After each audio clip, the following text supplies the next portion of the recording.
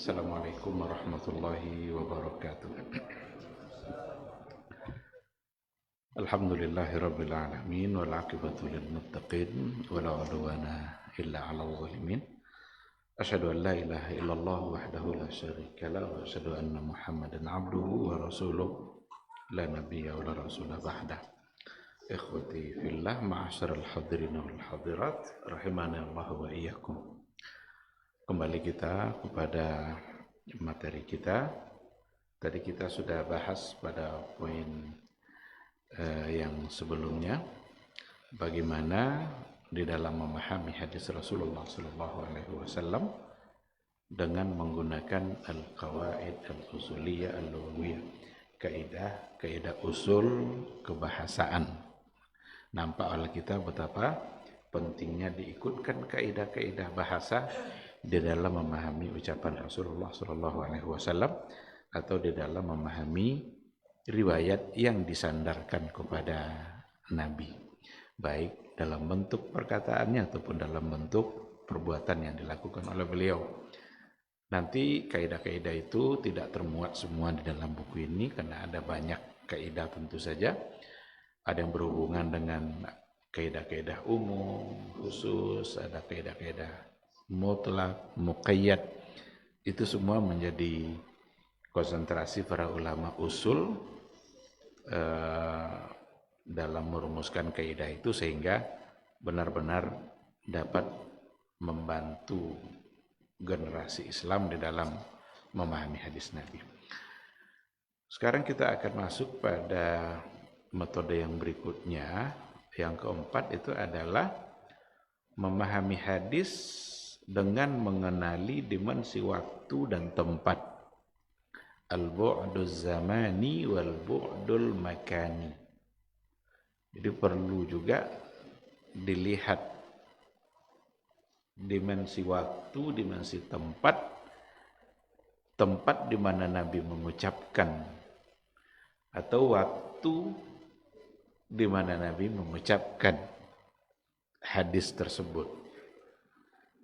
Karena terkadang dari apa yang diucapkan oleh beliau bisa saja itu nanti dipengaruhi oleh waktu dan tempat itu.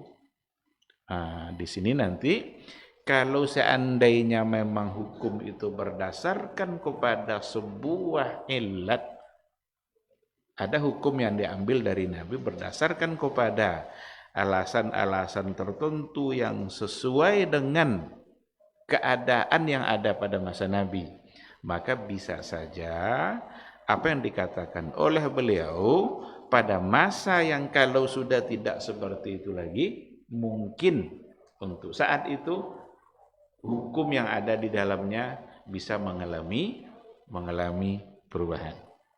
Nah, ini benar-benar harus berhati-hati dalam persoalan ini. Karena kalau kita tidak berhati-hati, mudah tergelincir, mudah terjerumus kepada kesalahan, menganggap sesuatu yang diungkapkan oleh Nabi tidak berlaku lagi, itu tentu tidak mudah. Tak senang dulu, Nabi menyambut dahulu tua sabut kini, kon tak legonya, itu tak senang dulu. Perlu memang penguatan alasan-alasan untuk mengatakan seperti itu. Tapi dengan melihat dimensi waktu dan tempat, jika memang ada ilat yang seperti itu, maka bisa untuk diberlakukan seperti itu. Apa contoh hadis? Umpama ada sebuah hadis datang dari Rasulullah SAW, ana bari'un min kulli muslim yuqimu baina azhuril musyrikin. Kata Rasul SAW, saya berlepas diri dari setiap muslim yang bermukim, yang tinggal di tengah-tengah komunitas orang-orang musyrik atau di negara kafir. Jadi Rasul berlepas diri dari orang-orang muslim yang tinggal di negara yang bukan negara muslim atau yang di situ minoritas muslim. Hadis ini dari segi zahir lafaz yang kita baca, ini larangan Ada di dalam larangan karena Nabi berlepas diri dari setiap muslim kalau seandainya mereka berada di sana. Ini salah satu dari hadis yang perlu dipahami melalui dimensi waktu dan dimensi tempat. Kenapa dulu Nabi mengatakan hal itu? Dulu kan ada istilah Darul Islam, ada istilah Darul Harb. Darul Islam itu ya tempat di mana komunitas muslim dan mereka mudah menjalankan agama. Kalau Darul Harbi, Darul Kufur, wilayah di mana di situ kebanyakan adalah orang-orang kufur, orang-orang musyrik yang tidak memberikan kebebasan bagi orang muslim untuk beribadah. Maka Nabi melarang, ngapain tinggal di sana kalau seandainya kita tidak akan bebas untuk melaksanakan agama. Tetapi apakah alasan itu sepenuhnya memang masih seperti itu? Apalagi nanti tujuan keberadaan di sana sudah bermacam-macam. Apa contoh tujuan keberadaan di negara luar? Anggaplah umpamanya negara-negara yang mayoritas mereka adalah tidak Islam. Amerika umpamanya, Inggris, Australia umpamanya. Ada yang memprediksi sekian tahun ke depan di negara-negara itu akan banyak adalah Islam, adalah Muslim. Ada prediksi seperti itu, perkembangan zaman sekian puluh tahun ke depan. Tapi sekarang belum. Memang masih minoritas. Apakah dilarang untuk tinggal di sana? Kalau berdasarkan hadis ini menjadi terlarang. Tapi kalau digunakan al-bu'duz zamani wal bu'dul makani, akan nampak nanti titik temunya. Karena dengan mempelajari kenapa dulu Nabi sempat melarang seperti itu. Nabi sangat tidak menginginkan, saya berlepas diri katanya. Buat apa juga berada di tengah-tengah mereka kalau membuat kita akan kesulitan untuk beribadah. Sekarang pun sebenarnya kalau memang akan dilarang kita untuk sholat di sana, jangan tinggal di sana. Tetapi apakah seperti itu atau tidak? Ditambah nanti dengan tujuan-tujuan keberadaan di sana sudah bermacam-macam. Contoh, tujuan belajar. Tentu otomatis tinggal di sana. Apakah kalau seandainya ada pelajar yang tinggal di sana lalu dibawa kepada hadis ini, Rasul berlepas diri? Atau untuk tujuan berobat? Karena kebetulan di sana barangkali ya mungkin dianggap ada tempat rumah sakit atau ada tempat berobat yang memang dianggap itu lebih canggih, sehingga orang-orang kaya pergi ke sana umpamanya dan mereka muslim yang otomatis mereka akan menetap di sana. Apakah kena oleh hadis ini? Atau kedutaan yang ada di negara sana umpamanya mereka muslim, apakah kena oleh hadis ini? Hadis ini pentingnya melihat al-bu'duz zamani wal bu'dul makani, dimensi waktu, dimensi tempat saat memahami sebuah hadis. Dan memang tidak akan berlaku pula bu'duz zamani wal makani ini untuk semua hadis. Karena ada di antara hadis-hadis Nabi bahkan banyak tak memandang dimensi waktu dan tempat. Kapan dan dimanapun kita berada, kita mesti melaksanakannya. Tapi tidak dibungkiri memang ada beberapa hadis yang justru kalau kita baca tidak dengan melihat dimensi tempat atau waktu bisa-bisa kita salah. Ada contoh di awal-awal dalam buku ini seperti memahami hadis larangan untuk qada hajat ke arah kiblat. Ada hadis. Iza dakhala ahadukumul khala fala tastaqbilul qiblah wala tastadbiruha. Apabila kalian qada hajat, masuk ke kamar kecil, toilet, jangan menghadap kiblat, jangan membelakanginya. Walakin Nabi memberikan solusi biar tidak mengarah ke kiblat, kata Rasul, syarriku au gharribu. Arahkanlah ke timur atau arahkanlah ke barat. Nabi mengucapkan hadis ini di mana? Di Madinah. Di kota Madinah. Di mana kiblat kalau kita berada di kota Madinah? Kemana arahnya? Berarti tidak ke barat dan tidak ke timur. Maka Nabi mengatakan supaya kalian tidak menghadap kiblat, maka arahkanlah ke barat atau arahkanlah ke timur. Tetapi hadis perintah Nabi arahlah ke barat atau ke timur berlaku tidak bagi kita?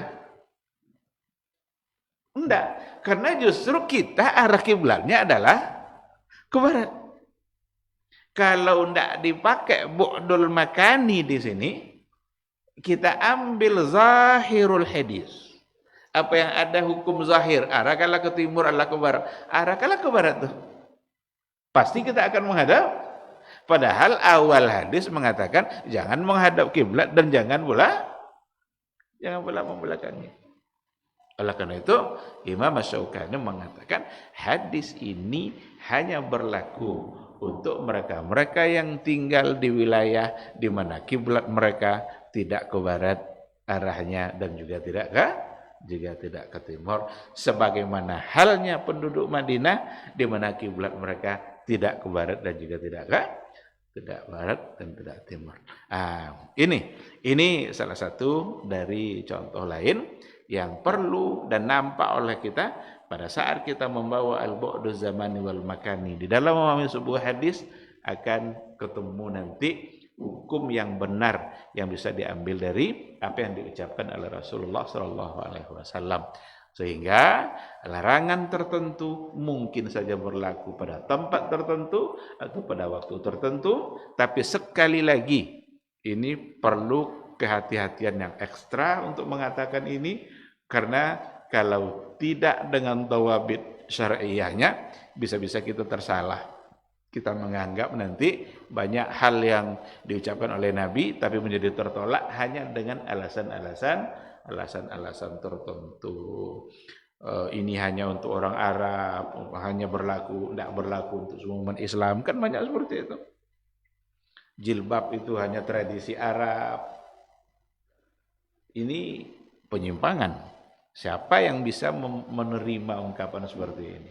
Padahal perintah itu adalah perintah yang datang dari Allah dalam Al-Quran dan hadis Nabi juga yang mengharuskan wanita-wanita muslimah untuk menutup aurat. Jadi ketika itu dikatakan hanya untuk orang Arab saja, harus ada penguatnya. Seperti yang tadi itu. Berarti hadis yang tadi ketika Nabi mengatakan arahkanlah ke timur, arahkanlah ke barat, hanya berlaku untuk orang yang memang arah kiblatnya tidak ke timur dan tidak ke barat. Bisa kita memastikan itu, seperti itu dikarenakan oleh ada bahasa awalnya bahwa Nabi mengatakan jangan menghadap kiblat dan jangan pula membelakanginya. Ini juga akan kita bisa temukan banyak contoh nanti seperti zakat fitrah. Juga dalam contoh buku kita ada zakat fitrah di mana Nabi mengatakan sa'an min tamrin atau sa'an min syairin, satu sa' korma atau satu sa' dari gandum yang dibayarkan oleh semua umat Islam, laki-laki, perempuan, besar, kecil, hamba atau merdeka. Tapi ketika dikatakan sa'an min tamrin, satu sa' karma, bisa tidak kita sekarang bayar zakat fitrah pakai kurma? Tentu saja ini tidak berlaku bagi orang-orang yang memang tidak makanan pokoknya adalah kurma. Bahkan di Saudi sendiri pun sekarang makanan pokoknya sudah bukan kurma lagi. Oleh karena itu para ulama mengambil satu ilah bahwa yang dimaksudkan oleh Nabi ada pada makanan pokoknya, bukan pada kurmanya. Bukan pada kurmanya tapi pada makanan pokoknya. Itu untuk poin yang keempat, memahami hadis sesuai dengan dimensi waktu dan tempat. Yang berikutnya, memahami hadis sejalan dengan maqasidul hadis. Maqasidul hadis. Di sini diperlukan kemampuan untuk membedakan antara mana yang sarana dan mana yang tujuan. Dalam perintah Nabi, ada perintah yang berhubungan dengan tujuan dari sebuah ibadah. Kalau sudah itu tujuan, maka berarti tidak boleh kita utak-atik, itu harus dicapai. Tapi kalau ada sarana yang berhubungan dengan sarana, sarana ini nanti bisa berkembang.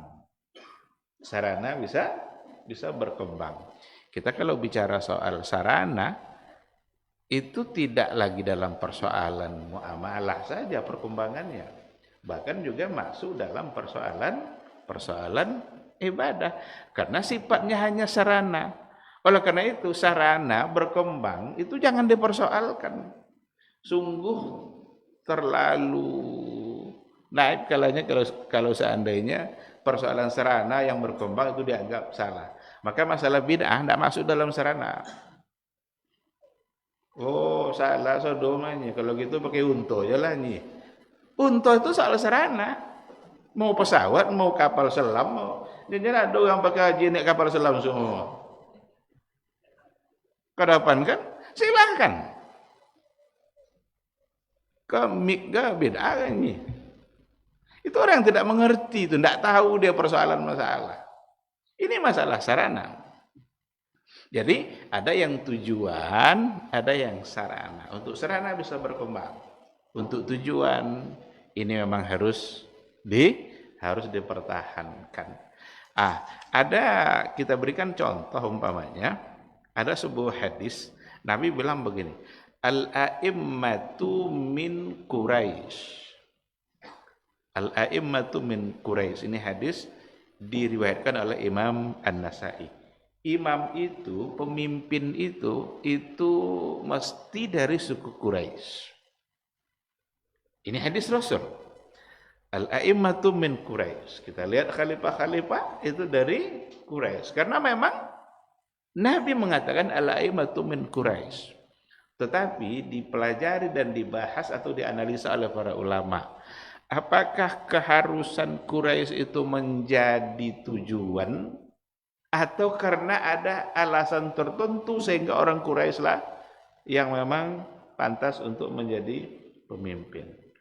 Ibnu Khaldun dalam kitab Al-Muqaddimahnya beliau memberikan penjelasan tentang itu. Kenapa Nabi mengatakan dari Quraisy? Karena dulu memang yang paling disegani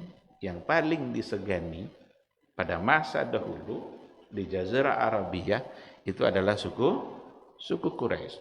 Suku yang paling terhormat dan Nabi kita pun berasal dari suku itu. Oleh karena itu Nabi kita itu pilihan dari pilihan. Suku yang paling terkenal Quraisy. Dan Nabi berasal dari suku pilihan itu. Pilihan di atas pilihan. Nah, sehingga karena dia yang disegani dan memang dia yang mampu untuk menunjukkan kekuatan kepemimpinannya, maka Nabi mengatakan al-a'immatu min Quraisy. Kalau seandainya umpamanya sekarang kita mau cari Quraisy dari mana untuk memimpin? Kalaupun ada mungkin dari suku Quraisy, apakah dia memang masih memiliki kemampuan seperti yang ada dulu pada masa Rasulullah SAW atau tidak? Nah, sehingga fokusnya bukan pada Quraisynya, tapi fokusnya ada pada kemampuan dan sebagai orang atau suku yang memang paling disegani. Selain dia memiliki kemampuan dalam soal kepemimpinan. Itu salah satu dari contoh yang lain. Ada contoh juga seperti siwak. As-siwaku mataharatun lil fami wa mardatun lirabbi. Siwak itu untuk membersihkan mulut dan untuk mendapatkan ridha Allah. Kalau kita lihat catatan sejarah, kalau bicara tentang siwak, itu pada masa Rasul ada namanya syajaratu arak. Ada satu pohon kayu ranting syajaratu arak dalam bahasa Arabnya. Ranting siwak itu, ranting itulah yang dijadikan siwak. Dan semua mereka pakai itu. Sekarang pertanyaannya, apakah kayu itu menjadi satu keharusan? Harus kayu? Atau ya kalau harus kayu, nah awak kayu tuh. Kalaupun mungkin ada orang menjual di tempat-tempat tertentu, payah lo mungkin mencek. Siapa yang pernah bersiwak menggunakan kayu itu? Ada enggak di antara kita yang pernah bersiwak menggunakan kayu? Apakah kita tidak pernah mengamalkan hadis ini? Kalau begitu, jika memang keharusannya ada pada kayu, atau yang dipandang di sini adalah matharatun lil fami wa mardatun lirabbi. Tujuannya adalah untuk membersihkan mulut dan mendapatkan ridha Allah. Tapi kalau seandainya ada orang yang ingin menggunakan kayu itu, lalu dijadikan siwak, silahkan. Jangan dilarang. Karena memang dulu Nabi pakai itu. Tapi apakah kita akan mengharuskan orang pakai kayu itu? Atau bisa saja dengan sarana yang lain yang memang ada pada kita. Dan kadang ide orang-orang Indonesia kan mantap itu. Ada ada odol yang dari siwak. Kan ini bagus itu. Siwak itu dijadikan kayu itu dijadikan bahan. Tapi bukan siwak kayunya itu yang ada pasta gigi sikat gigi yang memang itu yang biasa dipakai. Ini jadi memahami hadis antara tujuan dan antara maksudnya dengan wasail.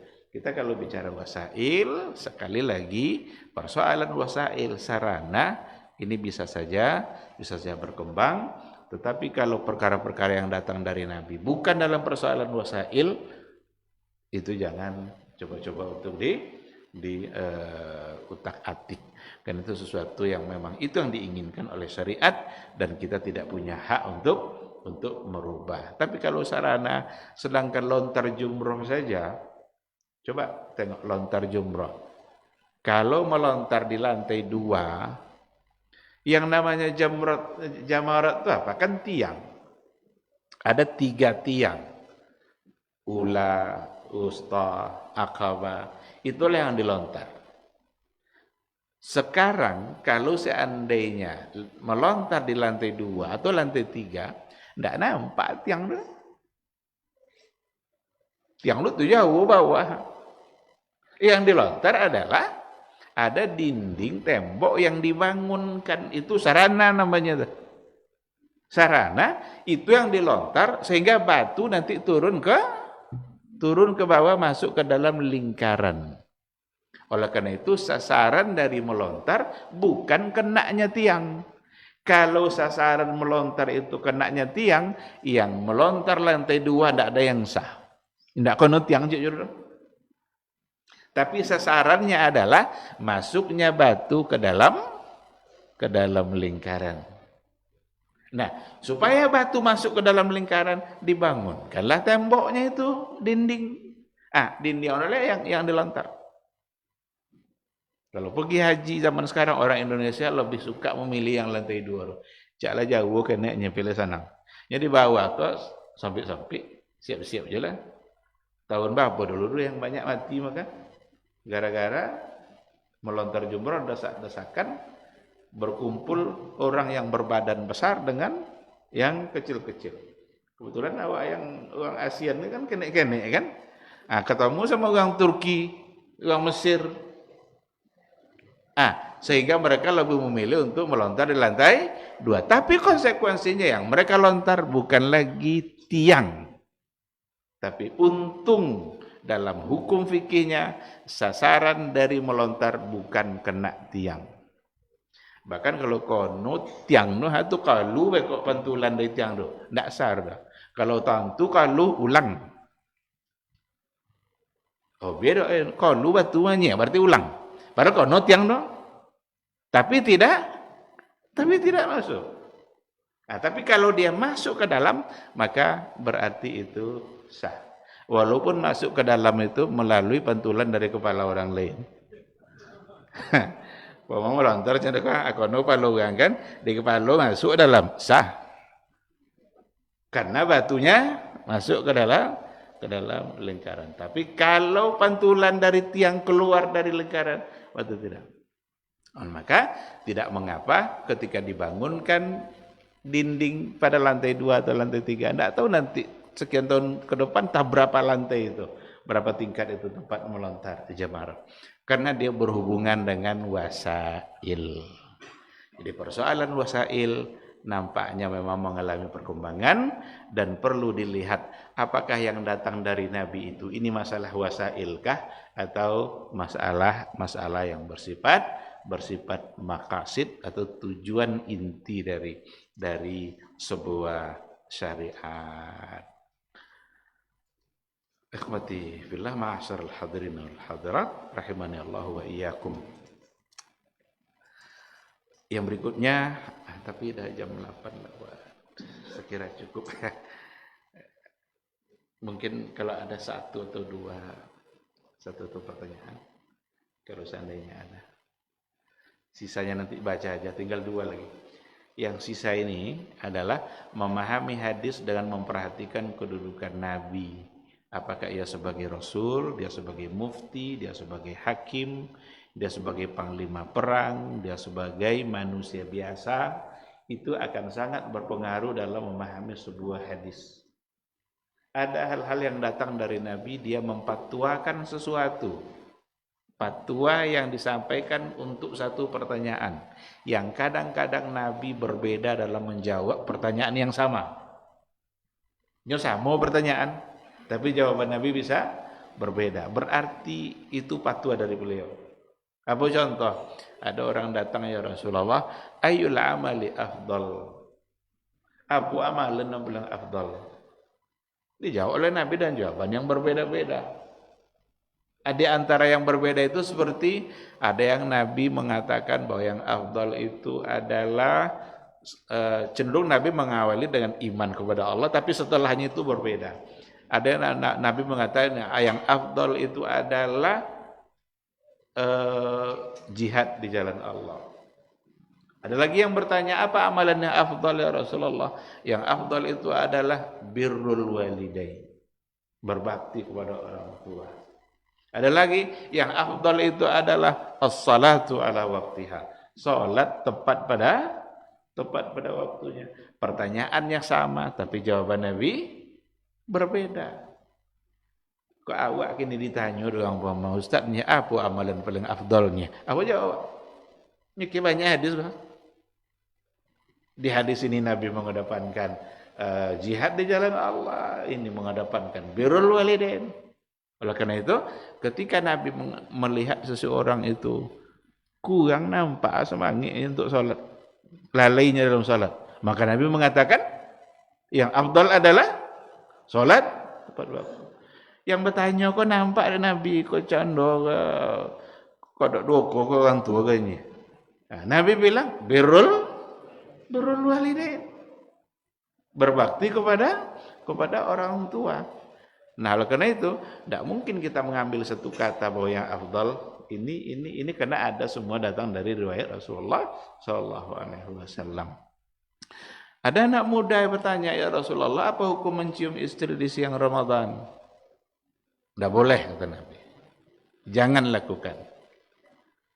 Pertanyaan yang sama, tanya orang yang tua, lah tuanya kan. Ya Rasulullah, apa hukum mencium istri siang Ramadan? Tidak apa orangnya Nabi. Nah muda tadi tak boleh Nabi kan? Yang tua tengok Nabi, anak tua dan namanya, ada pornya. Berarti ada jawaban yang, tapi persoalannya bukan tua mudanya, bukan pada tua muda. Ya ada orang tua lebih parah lah pada muda. Tapi persoalannya adalah kemampuan dia untuk menahan gejolak syahwat. Orang muda potong nikah, tentu gejolak syahwat tinggi, khawatir nanti bisa merusak puasa. Tapi kalau yang lain barangkali tidak seperti itu lagi, maka Nabi punya jawaban yang berbeda. Sampai akhirnya Umar bin Al-Khattab penasaran dan masalah itu. Ditanya langsung oleh Umar, apa sebenarnya hukumnya ya Rasulullah? Apa kata Rasul kepada Umar? Ara'aita law tamatmatta. Apa pendapat kamu kalau kamu berkumur-kumur? Batal enggak puasa? Enggaknya. Berarti dikiaskan oleh Nabi tidak batal puasa sama dengan berkumur-kumur. Kalau kumur-kumur langsung masuk ke dalam. Berarti batal. Nah, kalau yang tadi lebih berhituskan berarti batal. Ini kiasan yang datang dari Rasulullah Shallallahu Alaihi Wasallam. Nah, jadi itu posisi beliau sebagai mufti. Ada posisi nanti dia sebagai hakim, pemutus masalah. Nabi sendiri yang ngaku tuh, saya ini memutuskan perkara di hadapan kalian sesuai dengan yang saya anggap itulah yang benar. Tapi kalau seandainya kalian berbohong dengan kesaksian kalian, berarti kalian sedang memegang bara api. Umpama ada dua yang bermasalah. Nabi memutuskan niko yang benarnya kan berdasarkan setelah ditanya saksi dan lain sebagainya, Nabi putuskan itu semata-mata karena itu yang dia yakini. Tetapi belum pasti itu yang bisa saja iko dek pandai begitu. Itan inyo nentopek suano tapi tidak mampu mengungkapkan.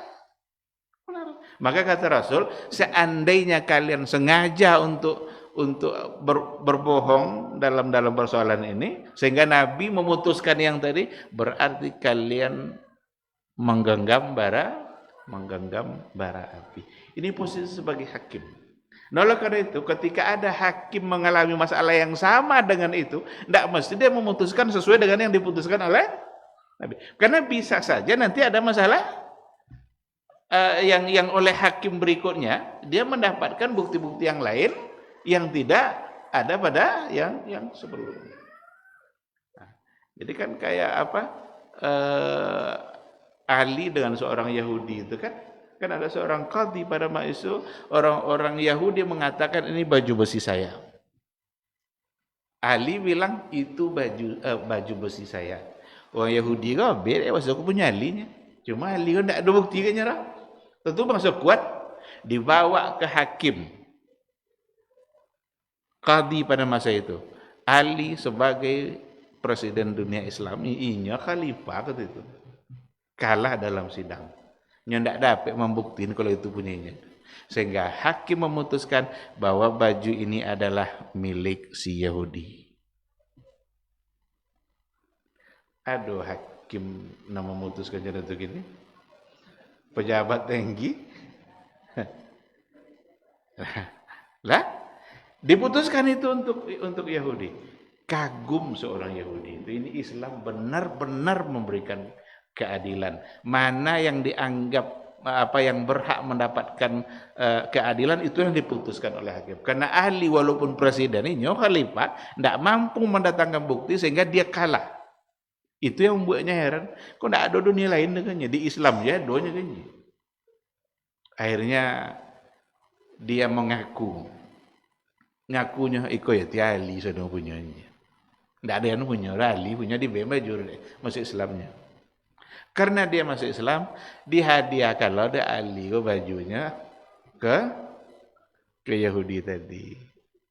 Ambillah nyela Islamnya kan. Akhirnya jadi milik Yahudi. Tetapi keadilan begitulah Islam mengajarkan yang barangkali keadilan itu sekarang yang sangat apa itu? Dan Nabi mau mengatakan bahwa yang pertama yang akan hilang dari tengah-tengah umatku adalah keadilan hukum. Jadi akan lepas satu persatu simpul Islam kata Nabi, satu persatu. Yang pertama hilang keadilan hukum. Dan yang terakhir hilang salat. Jadi awak masih salat itu yang terakhir. Kalau seandainya ada orang yang sudah hendak salat, berarti dah hilanglah seluruh simpul Islam dia saudara. Karena kata Nabi itu yang terakhir hilang. Baik, ikhwati fillah, ma'asal hadirin wal hadirat, sedangkan yang terakhir nanti bisa dibaca saja di buku contoh-contohnya. Yang terakhir sekali adalah mengaitkan hadis dengan sains. Ini penting. Mengaitkan hadis dengan sains, dengan teknologi. Ternyata ilmuwan hari ini banyak merujuk hasil-hasil riset mereka kepada apa yang diajarkan oleh Nabi dulu. Ilmuwan mengatakan kalau sama, Nabi bilang campur salah satunya dengan tanah, itu tidak bisa diganti. Contoh apa hebat sabun-sabun yang kini, tetapi dalam menghilangkan unsur najisnya itu tidak ada yang semaksimal tanah yang dicampur dengan air. Kan itu kan? Apabila anjing menjilat bejana kalian, maka basuhlah 7 kali, kata Nabi, yang salah satunya adalah, atau yang pertama dengan air yang dicampur tanah. Dicoba teliti ada ilmuwan, ganti tanah, ada aja deterjen yang lain. Jadi sabun apa segala macam, rinso, tidak ada yang sesempurna tanah yang dicampur dengan air. Berarti itu dengan sains. Kenapa kita kalau bersin mengucapkan alhamdulillah? Alhamdulillah kalau diucapkan berarti ada kebaikan, ada nikmat. Apa kebaikan yang didapat dengan bersin? Kok alhamdulillah? Itu membuat ilmuwan terkagum-kagum. Apa yang didapat dengan kalau bersin, maka wajar mengucapkan alhamdulillah. Kata Rasul, kalau kalian mengantuk lalu menguap, buka mulut, tutup. Itu ternyata diteliti juga. Apa dia harus ditutup? Itu namanya mengaitkannya dengan sains. Ada beberapa contoh, bahkan ada hadis yang berkaitan dengan DNA. Hadis berkaitan dengan DNA yang sekarang dikembangkan. Bisa tidak dalam pengadilan DNA sebagai bukti? Umpamanya kalau perzinaan kan harus 4 saksi. Kini tidak dompet saksi itu. Tapi dengan DNA betul kalau ikut bukan anaknya. Apakah bisa itu sebagai ganti? Ini masalah-masalah kontemporer yang berhubungan dengan bagaimana memahami hadis-hadis Rasulullah sallallahu alaihi wasallam. Ikhwati fillah, ma'asyiral hadirin wal hadirat, rahimani Allahu wa iyyakum. Terima kasih, mungkin sampai di sini kajian kita pada malam hari ini. Semoga majelis menjadi ibadah bagi kita, dicatat sebagai amal soleh, bisa memperpanjang catatan kebaikan kita, dan kita berharap catatan kita hendaknya setiap hari semakin bertambah dan semakin berat, yang mudah-mudahan di akhirat kelak kita menerimanya dengan tangan kanan. Maka jadilah kita ashabul yamin. Amin, amin ya rabbal alamin. Subhanakallahumma bihamdika asyhadu an la sengaja wana tutu juga.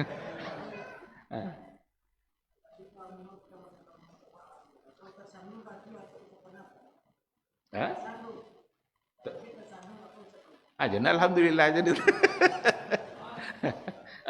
Anta astagfirullah, mungkin karena awak lalai dan lain sebagainya kan, karena kelalaian kita itulah mungkin itu terjadi, maka pantas kita untuk mengucapkan astagfirullah. Ada kalau Nabi berjalan pada jalan yang datar, maka Nabi mengucapkan lupung riwayat apa? Subhanallah. Ketika Nabi mendaki, ketika Nabi menurun, tidak tekanan. Tapi ada hadis yang berkaitan dengan itu. Berarti ada memang ucapan-ucapan dalam kondisi-kondisi tertentu. Maka yang tadi itu bisa saja karena kelalaian kita, pikiran tak kemana-mana, maka wajar kita untuk beristighfar, memohon ampun kepada Allah Subhanahu wa taala. Wallahu subhanahu wa taala. Baik, kita tutup dengan doa kafatul majelis. Subhanakallahumma bihamdika asyhadu an la ilaha illa anta astaghfiruka wa atubu ilaik. Assalamualaikum warahmatullahi wabarakatuh.